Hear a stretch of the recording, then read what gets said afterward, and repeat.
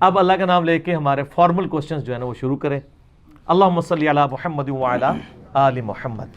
جزاکم اللہ خیر. عقیدہ امامت کے متعلق کی کویشچن ہے. جی جی.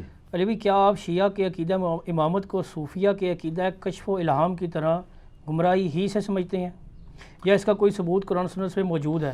اس حوالے سے کوئی لیکچر ہو تو پلیز وضاحت کر دیں. یہ مشکل سوال ہے. بہرحال میں نے دبے الفاظ میں کہ جس کے اندر ایک فتنہ کھڑا نہ ہو، میرا یوٹیوب پہ ایک کلپ ہے قادیانیوں کو دعوت اصلاح. اس میں نے کچھ ایمبیگوس جملے بولے تھے، ایمبیگوس عام عوام کے لیے، پڑھے لکھے لوگوں کو تو سمجھ آ گئی تھی.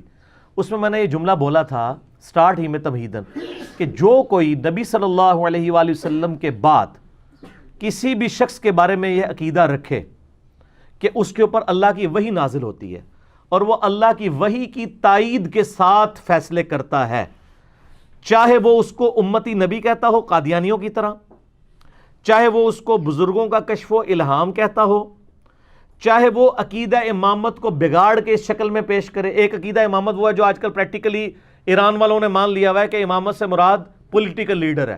اس عقیدہ امامت میں تو ہم حضرت ابوبکر، عمر، عثمان و علی سب کو امام وقت مانتے ہیں. جو مسلم شریف میں حدیث ہے جو امام کی بیعت کے بغیر مرا وہ جاہلیت کی موت مرا. کفر کی موت نہیں سر، جاہلیت کی موت، ان نون میں. کفر اسلام کا فیصلہ تو اللہ رسول آخرت قرآن پہ ہونا ہے. تو میں نے اس میں جملہ بولا تھا اگر کوئی اس کی بگڑی ہوئی شکل مانے تو وہ ختم نبوت پہ ڈاکہ ہے. اب جب ہم شیعہ کے ساتھ ڈسکشن کریں گے تو ایسے غالی شیعہ ہیں جو امامت کو ڈیوائن مانتے ہیں نبوت کی طرح، اور وہ یہ پروپیگیٹ کرتے ہیں کہ وہ اللہ کی وحی کی تائید کے ذریعے معاملات کرتے تھے. تو ظاہر ہے اس عقیدے کو تو اسلام میں کوئی پذیرائی حاصل نہیں ہوگی. ایسے لوگوں کو تو پھر غلام احمد قادیانی اور اس کی جو پارٹی ہے اس کے اوپر کسی طریقے سے اعتراض کرنا نہیں چاہیے. اب یہ تو ضروری نہیں ہے کہ آپ وہی کام نبی امتی نبی کا لفظ بولے بغیر کر لیں، جو کہ امتی نبی کا لفظ بول کر وہ کرتے ہیں تو وہ غلط ہیں اور آپ ٹھیک ہو جائیں گے. اسی طریقے سے صوفیاء کے بارے میں بھی آپ کو کئی واقعات ملیں گے کہ وہ بالکل ڈائریکٹ اللہ سے گفتگو کا دعویٰ کر رہے ہوتے ہیں، اور یہ واقعات آپ کو ایون یعنی دیوبند بریلوی دونوں کے بزرگوں کی کتابوں میں ملے گا، کیونکہ ان کی کامن بزرگ تو پیچھے شیخ فرید الدین عطار تذکرۃ الاولیاء جنہوں نے 800 سال پہلے لکھی ہے، اس کے واقعات فضائل اعمال، فضائل صدقات، فضائل حج، فضائل درود میں بھی موجود ہیں، فضائل سنت میں بھی موجود ہیں. فضائل حج میں آپ دیکھ لیں انہوں نے باقاعدہ واقعہ لکھا ہے کہ ایک بندہ تھا وہ یعنی کہتا ہے کہ جی آپ لوگ تو عبد الرزاق سے حدیثیں سنتے ہیں، وہ محدث عبد الرزاق حدیثیں بیان کر رہے تھے وہاں مسجد نبی میں، اور ہم لوگ رزاق سے ڈائریکٹ سنتے ہیں. اندازہ کرو سر، رزاق سے آپ لوگ ڈائریکٹ سنتے ہیں تو آپ کے کسی بزرگ نے تیل تو دریافت نہیں کیا، او سر ایڈون نے دریافت کیتا ہے، کسی حضرت رحمہ اللہ نے نہیں دریافت کیتا. آپ کا تو دعویٰ ہے. آپ پتہ کیا کہتے ہیں؟ او جی بزرگوں نے نگاہ ماری 7 زمینیں، اوپر نگاہ ماری عرش تک پہنچ گئی. اسی کہنے 7 زمینہ کراس ہو گئے، تیل بھی کراس ہو گیا. تیل تو صرف 1.5-2 کلومیٹر نیچے تھا.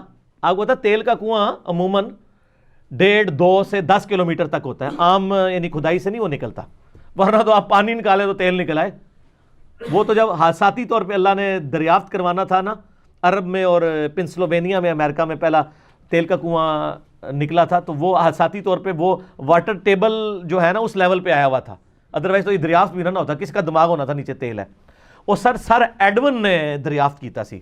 اگر وہ مطلب زندہ ہوندے اور مسلمان ہوندے میں حافظہ اللہ اور رحمہ اللہ بھی انہوں نے کہہ رہا ہوندا. تو سر ایڈون نے کیتا ہے، کسی تواڈے بزرگ نے نہیں دریافت کیتا. تو کدھر ہیں وہ؟ دریافت کر کے بتائیں نا. اور پھر جب اللہ ان کو بتا رہا ہے تو تیل تو اللہ کو تو پتا تھا نا، تو کسی بزرگ کے ذریعے کروا لیتا. سب کہانی ہے، اس طرح نہیں ہوتا. دنیا بقدر ایفرٹ ہے. تو اس طرح آپ یہ عقیدہ نہ رکھیں. یہی وجہ ہے میرا یوٹیوب پہ ایک کلپ بہت وائرل ہوا ہے، قادیانی حق کیوں نہیں قبول کرتے. سر اس کلپ کے بعد سب کو آگ لگی ہوئی ہے. آگ یہ نہیں لگی ہوئی ہے کہ میں نے جھوٹ بولا ہے، آگ یہ لگی ہوئی ہے کہ اس نے کیا کر دیا ہے، ہمارے کپڑے اتار دیے. سر آپ کے کپڑے ہم نے مجبوراً اتارے ہیں، اس لیے اتارے ہیں کہ ہم اپنے دین کا مقدمہ لوز کر رہے تھے. ہم بار بار کہتے ہیں کہ قادیانیوں کے سامنے جب ہم ختم نبوت کو ڈسکس کرتے ہیں نا تو وہ ہمارے بزرگ بابوں کی عبارتیں لا کے سامنے رکھ دیتے ہیں. تو تسی تو منہ اڈ کے بہ جاندے ہو نا، تو ہم منہ نہیں اڈتے. اسی کہنے اے بھی تواڈے بزرگ نے، ساڈے نہیں. تانوں مبارک ہوے، کول ہی رکھو، سانوں نہیں چاہیے. ساڈا بزرگ ہے ما ضل صاحبکم وما غوا، تمہارے نبی نہ کبھی بہکے ہیں نہ کبھی بہرا چلیں. تو وہ میرا کلپ دیکھ لیں, قادیانی دعوت حق قبول کیوں نہیں کرتے. بہرحال میں نے سید جواد نقوی صاحب سے کیٹاگوریکلی 10-15 بندوں کی موجودگی میں یہ بات پوچھی کہ اگر کوئی عقیدہ امامت کو نہ مانے تو کیا وہ مسلمان ہے؟ انہوں نے کہا ہاں وہ مسلمان ہے. اور میں نے کہا اگر کوئی عقیدہ امامت کا انکار کرے تو وہ کیا کافر ہے؟ کہتے نہیں, ہم تکفیر نہیں کرتے, ہم اہل سنت کو مسلمان سمجھتے ہیں, ہمارا اختلاف اپنی جگہ لیکن ہم ان کو کافر نہیں سمجھتے. اٹ مینس کہ عقیدہ امامت کی ورت خود ہی آپ کو پتہ چل گئی. بالکل ٹھیک. کہ جس کا انکار کرنے سے کوئی کافر نہیں ہوتا تو وہ عقیدہ اسلام کا بنیادی عقیدہ نہیں ہے, اور یہ حقیقت ہے. اگر یہ بنیادی عقیدہ ہو تو تکفیر کرنا واجب ہو جائے گا. ایک بندہ کہتا ہے میں اللہ کو مانتا ہوں, نبی کو مانتا ہوں, قرآن کو نہیں مانتا, تو ہم اس کی تکفیر کریں گے. ایک بندہ کہتا ہے میں اللہ کو مانتا ہوں, نبی کو مانتا ہوں, قرآن کو مانتا ہوں, آخرت کو نہیں مانتا, ہم تکفیر کریں گے, کیونکہ یہ بنیادی عقائد ہے. اسلام میں داخل کرنے کے لیے جو بنیادی عقائد پڑھائے جاتے ہیں نا, اسلام سے نکالنے کے لیے بھی انہی عقائد کا انکار ضروری ہے. تو عقائد جب اسلام میں داخل کیا جاتا ہے تو لا الہ الا اللہ محمد رسول اللہ, یا اشہد ان لا الہ الا اللہ و اشہد ان محمد رسول اللہ, یا محمد عبدہ و رسولہ, یا وحدہ لا شریک لہ و اشہد ان محمد عبدہ و رسولہ پڑھایا جاتا ہے. علی ولی اللہ, ابو بکر ولی اللہ, عثمان ولی اللہ, عمر ولی اللہ تو نہیں پڑھایا جاتا. شیعہ سے بھی پوچھ لیں کہ کیا وہ کہتے ہیں علی ولی اللہ ہمارا سلوگن ہے, جیسے آپ خلافت راشدہ حق چار یار کہتے ہیں, تو یہ ہمارا سلوگن ہے. ہم علی رسول اللہ تو نہیں کہتے, ہم علی ولی اللہ ہی کہتے ہیں.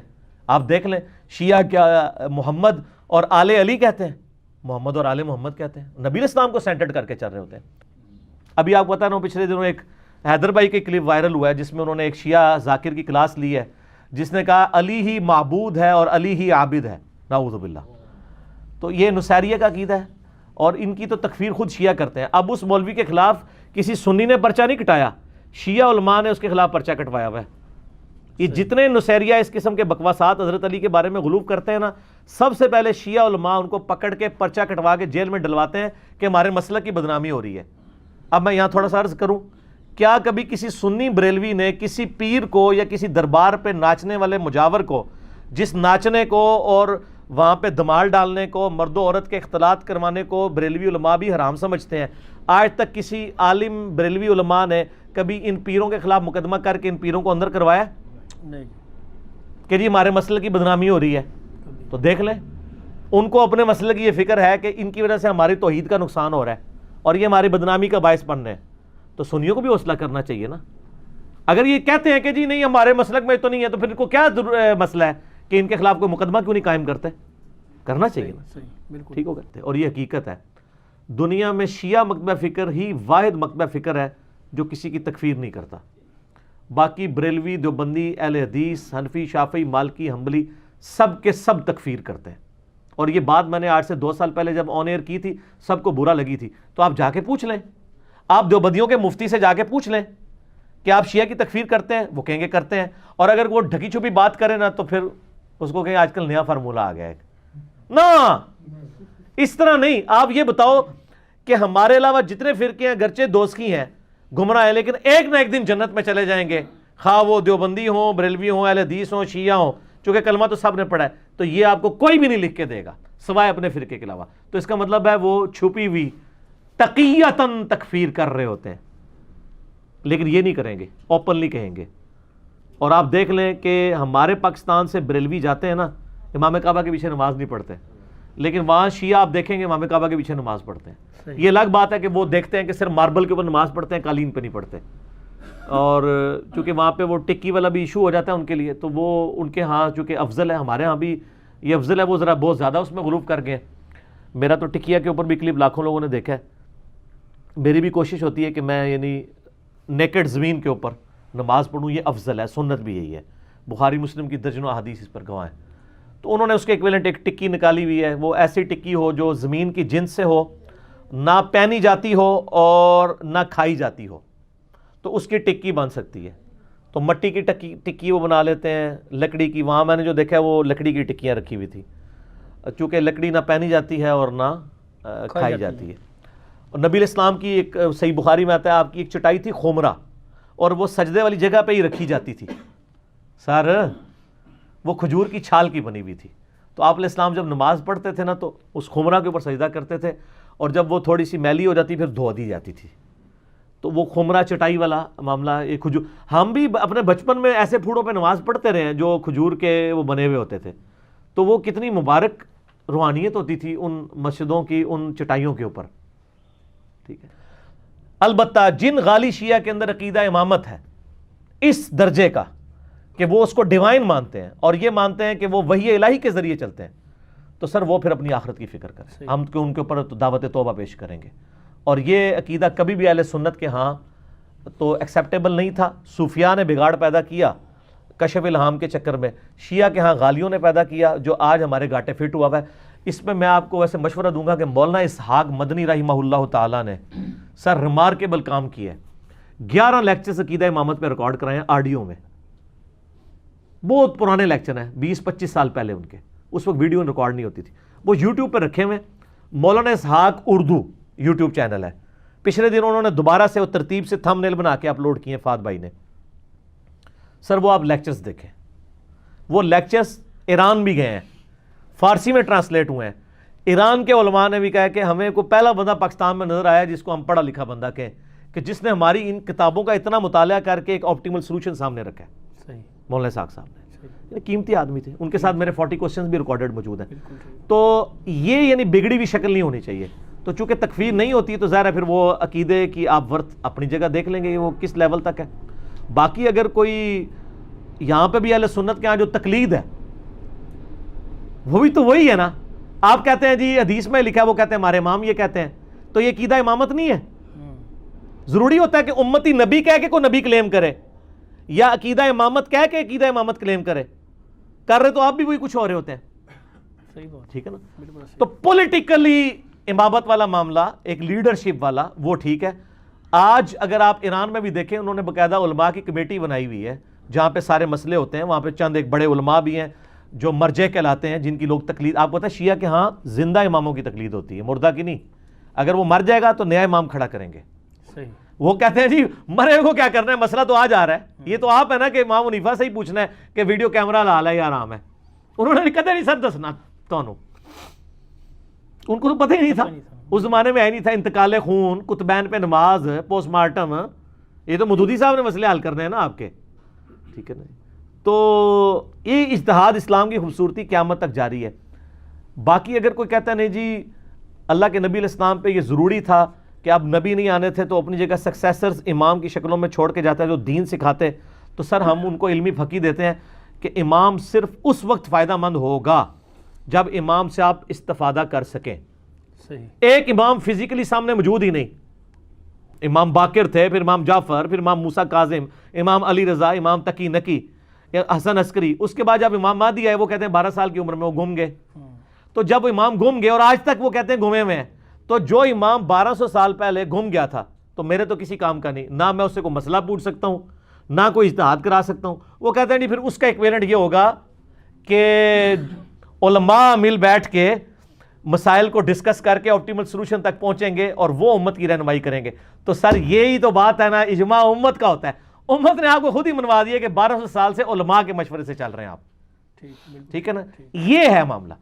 امام اگر ڈیوائن ہوتا تو وہ ڈیوینٹی ان کے بارے میں اس اعتبار سے کلیم کریں تو قیامت تک تو پھر اس کو سامنے موجود ہونا چاہیے نا کہ ہر بندہ جا کے، جیسے نبی علیہ السلام موجود تھے لوگ مسئلہ پوچھتے تھے، حضرت علی سے لوگ مسائل پوچھتے تھے. ٹھیک ہے. تو اب کس سے پوچھیں گے؟ پچھلے 1200 سال سے آپ کس سے مسئلے پوچھ رہے ہیں؟ امام مہدی تو موجود نہیں ہے. شیعہ کے ہاں وہ غائب ہو چکے ہیں، ہمارے ہاں وہ پیدا ہوں گے. تو اینڈ رزلٹ یہ ہے کہ نہ وہ آپ کے کام کے ہیں آج کے دور میں، نہ میرے کام کے ہیں جب تک کہ وہ آ نہ جائیں. تو یہ 1200 سال سے تو امت محروم ہے امام سے. سر محروم نہیں ہے، نبی علیہ السلام اپنا دین مکمل کر کے گئے ہیں. اجتہاد قیامت تک جاری ہے. وہ ہر زمانے میں اجتہاد اس وقت کے اہل علم کریں گے اور کسی اہل علم کے اجتہاد کا دوسرے اہل علم کو ماننا ضروری نہیں ہے. اختلاف رائے ہو سکتا ہے. بنیادی دین وہی ہے، اللہ، رسول، آخرت، قرآن. باقی نٹی گریٹیز کے اوپر اختلاف رائے ہو سکتا ہے. عقیدے میں بھی ایون اختلاف رائے ہو سکتا ہے. اسماء و صفات کے عقائد کے اوپر کتنا اختلاف ہے، جہمیہ کا، مجسمہ کا.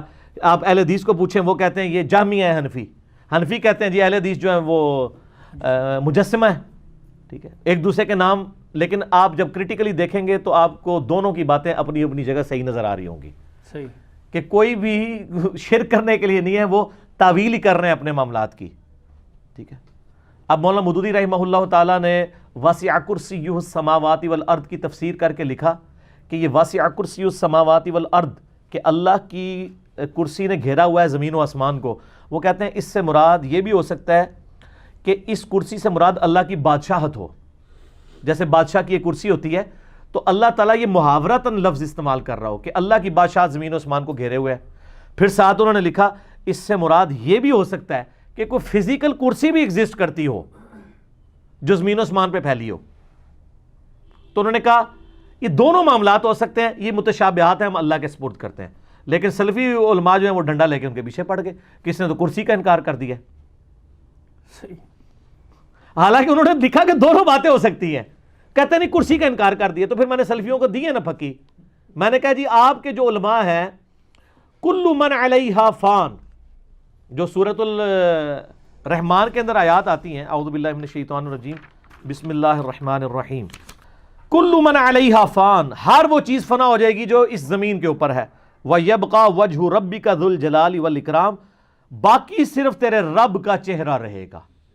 اہل حدیثوں نے کہا یہاں چہرے سے مراد اللہ کا چہرہ نہیں ہے، اللہ کی ذات ہے، تو تعویل کر لی نا، کیونکہ اگر وہ چہرہ مانیں گے تو اس کا مطلب ہے اللہ کا چہرہ ہی باقی رہے گا، باقی اس کی شان کے لائق اس کا جو دست قدرت ہے، اس کی آنکھیں ہیں، جیسا کہ اس کی شان کے لائق ہے، ہم اس کی تشبیہ، وہ کدھر جائیں گی؟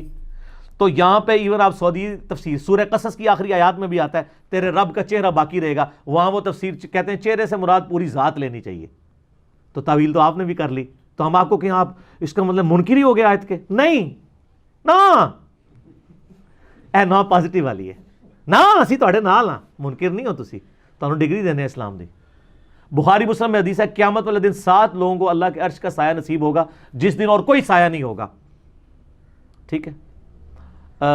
ان میں جس نے جوانی میں توبہ کی، دائیں ہاتھ سے صدقہ کیا، بائیں کو پتہ نہیں چلا، اور جس کو خوبصورت عورت نے مائل کیا اور وہ اس کے برائی، جس کا دل مسجد میں اٹک رہا۔ اب وہاں پہ الفاظ ہیں کہ اللہ کا سایہ نصیب ہوگا، آپ اہل حدیث کا ترجمہ کھول کے دیکھیں، انہوں نے بریکٹ میں لکھا ہے اللہ کے عرش کا سایہ، اللہ کے عرش کے لفظ ہی نہیں ہے، وہ کہتے ہیں اللہ کا سایہ تو نہیں ہے نا، وہ مراد یہ ہے کہ اللہ کا سایہ سے مراد ہے اللہ کے عرش کا سایہ، تعویل کی نا، اس لیے کو فٹ ان تبھی بیٹھے گی۔ اسماء و صفات میں اگر کوئی تعویل کرتا ہے تو اس کے اوپر آپ کفر اسلام کا مسئلہ نہ بنائیں۔ البتہ ہم یہ کہتے ہیں کہ دونوں طرف سے غلو ہوا ہے، میرا اسماء و صفات کے اوپر کئی کلپس ریکارڈڈ ہے جو میں نے مسئلہ 178 جو بول ٹی وی کے حوالے سے جو علماء کے اعتراضات تھے ریکارڈ، اس میں وہ مطلب وہ ایک مفتی صاحب بریلویوں کے کہنے لگے کہ جی یہ بتائیں کہ اللہ بڑا ہے یا عرش بڑا ہے، دیکھو کڈی کہانی کرائی، تو آپ کہتے ہیں اللہ عرش پہ ہے، تو میں نے اس کا پھر انجینئرنگ کی ہے پوری، تو اس کے بعد پھر میں نے ان کو احمد بریلوی کا بھی ترجمہ دکھایا، الرحمن علی العرش استوى، رحمان اپنے عرش پر مستوی ہوا بریکٹ میں جیسا کہ اس کی شان کے لائق ہے۔ میں نے کہا جو احمد بریلوی کا عقیدہ ہے وہ میرا عقیدہ ہے، تم بتاؤ تمہارا عقیدہ کہاں لکھا ہوا ہے؟ اب ایک بریلوی کو یہ بتایا جائے کہ میرا وہ عقیدہ جو احمد بریلوی کا ہے، تو بریلویاں دے ٹھیکیدارا تیرا عقیدہ کتنے لکھے ہے؟ اس تو بڑی سٹ ہو سکتی ہے کوئی علمی؟ نہیں ہو سکتی، ہو سکتی ہے، اے ایک اور مارا نہ میں وہابی نہ میں بابی، میں ہوں مسلم علمی کتابی، اس تو بڑی سٹ کوئی نہیں، ایک اور بھی ہے نا، اے نوی سیٹ، یہ نا جو ہے نا سر یہ اسی کی شروع ہے، جیسے وہ درود ابراہیمی کا شروع والا حصہ ہے نا، اللہم صلی علی محمد وعلی آل محمد، یہ بھی ایک پرفیکٹ درود ہے۔ تو یہ نہ میں وہابی نہ میں بابی، میں ہوں مسلم علمی کتابی، اس کا جو پہلا حصہ ہے نا وہ بھی کافی ہے نا، آگے خود جوڑ لیں، ٹھیک ہو؟ جزاکم اللہ خیر۔